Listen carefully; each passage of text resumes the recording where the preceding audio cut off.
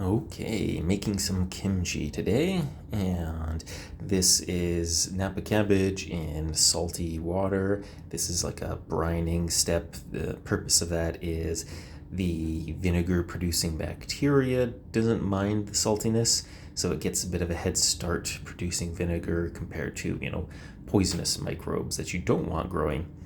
And so that's a good first step for preparing your vegetables for fermentation. What do you think, Kitty? You think it's dry? Hmm? Once you get the cabbage dried out, then you can get to the next step. Yeah, smells good. So for the next step, I take these onions, dice them up, garlic. You also eventually will want some green onions as well. I do end up adding some lemon juice, some fish sauce, and then I have a Korean chili pepper paste. So this has like carbs, so sugars and stuff like that mixed in with actual chili peppers. And so these will all go into a food processor. I've also got some black pepper in here as well.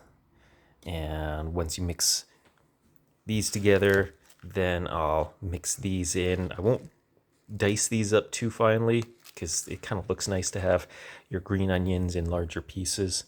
And that'll be the paste for the kimchi. And with that, the paste is ready. And the cabbage is, I'd say, dry enough. So I'm going to start preparing the cabbage to get ready.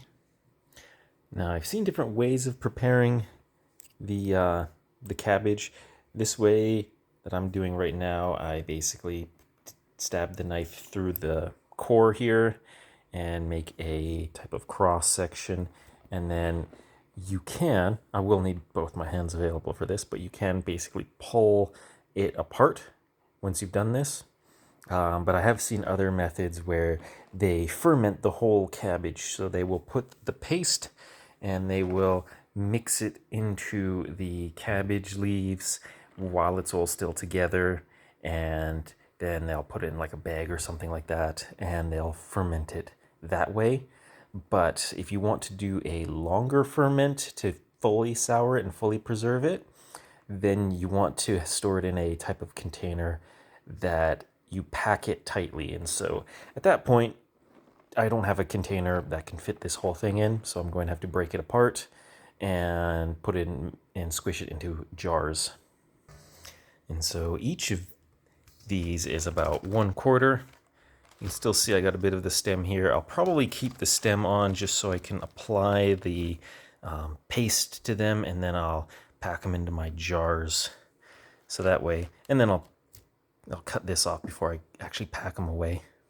But one thing to do though, when I do cut these, is I'll also cut these big leaves lengthwise in half, and that way you get nice long strips and your leaves aren't too big. Some of these leaves are actually pretty small, and so I probably won't chop those up, but the big leaves for sure, I'll probably chop those in half. And so like that, each of these I slice in half, and I've got my mason jar here, so I'm going to be putting in one of these, and then I'll get a spoonful of the paste, and I'll layer and layer until the jar is close to full.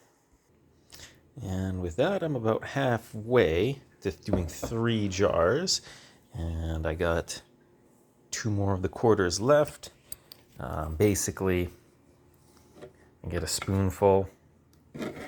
I take a piece of leaf that I've chopped up, and then as you're pushing it in, you get your hand inside, and then you want to really push it down, get rid of all the air bubbles, because you want this to not have any air, or at least very little air, so that the bacteria is forced to do anaerobic fermentation and create vinegar. And I got them all packed down. Unfortunately, I ran out of paste I think I needed at least half an onion extra probably if I wanted to get the all 4 of these jars filled up. So I ended up substituting some sriracha chili sauce to help fill up one of them a little more. I kind of tried to spread it a little bit more, but this one has more sriracha sauce because it was the last jar to fill up. I then also have these glass weights, so I don't need them to be completely full because the glass weight goes inside, right? And then it helps to prevent some of the extra air from storing inside of there, and it'll give some nice room. You can also push down on these to help, get all the extra gas out, because you do have to do quite a bit of pushing to make sure there's no air bubbles, or big air bubbles anyway. You're going to get some, especially as it ferments. But then I've got these burping lids. They have the little valve on them. So you put one of these on and the extra gas will start to burp a bit out. I still have I still find I have to open them up, get something like a fork or a spoon or a knife, and kind of work the inside of it to get the gas out so it doesn't overflow out of the valve. But it takes about a week for these to fully ferment, and then they'll stop bubbling, and that's when it gets really sour. Most kimchis, though, go about 3 days, and then they start to eat them. But I've got these set up to go a full week, and so they will be completely fermented in a week and will be basically preserved for like a year. So, yummy. What's that smell? Does that smell yummy? No? Yeah, it's onion and chili. I don't think you like that.